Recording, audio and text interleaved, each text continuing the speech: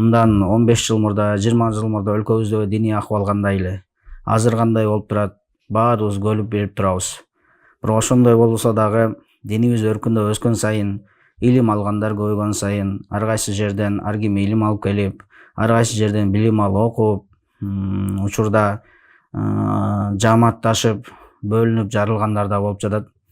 Бул тууралуу дагы бир аз айтып кете турган болсок, бир үлгү катары, бир мисал катары бир окуяны айтып кете турган болсок, бул дагы китептерде жазылып келген.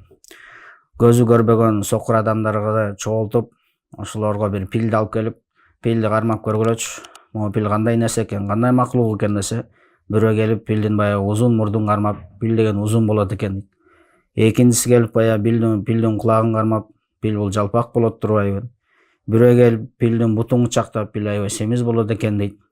Эгерде ошол көзү көрбөгөндөрдүн баардыгы ошол ойлорун бириктирип, пилдин ушундай узун мурду бар экен, жалпак кулагы болот экен, буту семиз экен деп ойлорун бириктирип, максаттарын бириккенде пил кандай экенин оңой эле билип алышмак. Бирок ар кимиси өзү билгенин туура деп, пил ушундай болот экен деп туура эмес түшүнүккө келип калды. Учурда жааматташып аткандар, мен тиги жааматтанмын, мен бул жааматтанмын, мен тияктан окуп келдим, мен бияктан окуп келгендим дегендерди да ушуга салыштырсак болот. Ар ким өзү түшүнүп окуп билген нерсеси эле дин деп, башкалардыкын туура эмес деп жатат. Эгерде ошолор жааматташкандын ордуна баардыгы биригип алып, бир акыйкатты издеп, бир дин үчүн, диндин бир туура бир нугуна келеличи, бир туура дин менен жашайлычы деп баардык максаттарын бириктиргенде, туура динди Алла Таала Куранда айтып кеткен, пайгамбарыбыз саллаллаху алейхи вассалам хадистерине риваят кылып таштап кеткен осуяттар аркылуу туура дин менен жашаганды, туура дин деген кайсы экен тез аранын ичинде эле жетип алышмак. Ошого урматтуу мусулман бир туугандар, айта турган сөз, бөлүнүп жарылуу бул эч качан бир ийгиликке алып келбейт. Бөлүнүп жарылуу, жааматташуу, мен билем, сен билбейсиң деген бул тескеринче диндегилердин эмес, динсиздердин сыпаты болуп эсептелет. Өзү кайсы жерде акыйкат болсо, ошол ар дайым жеңишке жетет. Биз көппүз, биз жеңишке жетебиз деген бул динсиздердин жолу. Динсиздер ойлойт, биз көппүз, биз жааматыбызды көбөйтүп ала турган болсок, биз ийгиликке жетебиз дейт. Бирок динибизге келе турган болсок, динибизге ким ийгиликке жетет, ким акыйкатта болсо, ошол ийгиликке жетет.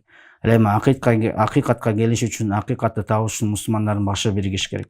Качан мусулмандар бириккен болсо, бир жаамат боло турган болсо, Алла Тааланын рахматы, Алла Тааланын жардамы ошол жаамат менен болот.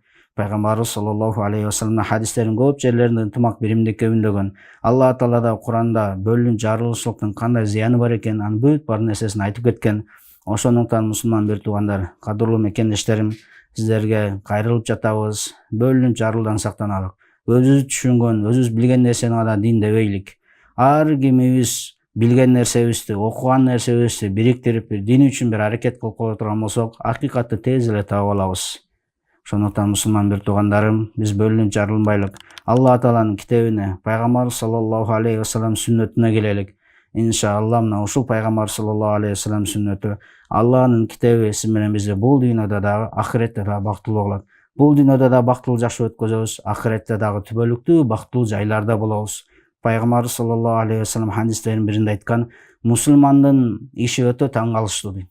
Ага бир кыйынчылык келсе дагы сооп ала берет, бир жыргалчылык келсе дагы сооп ала берет. Ал кандай десе, кыйынчылык келе турган болсо сабыр кылат, ага дагы сооп алат. Бир жыргалчылык келе турган болсо шүгүр кылат, ага дагы сооп алат дейт. Мына акыйкат дин ушул. Эгерде баарыбыз сабыр кылып, Алла Таала шүгүр келтирип, бир максаттарыбызды, ойлорубузду бириктире турган болсо, акыйкатты, туура жолду тез эле таап алабыз. Иншалла Алла Таала эч кимибизди туура жолдон адыштырбасын. Баардыгыбызды Куранда кайсы дин айтылган болсо, пайгамбарыбыз саллаллаху алейхи вассалам сүннөттөрүндө кайсы туура жол айтылып келген болсо, ошо менен жашашлыкты, ошо менен өмүр өткөзүштү Алла Таала баарыбызга мүмкүнчүлүк берсин. Айтылган сөздөрдү буга чейин деле укканбыз, мындан кийин канчасын угабыз. Ошолордун баардыгынан Алла Таала пайда ала турган инсандардын катарына кошкон болсун. Субханаллахи ва бихамдихи, субханаллахил азим.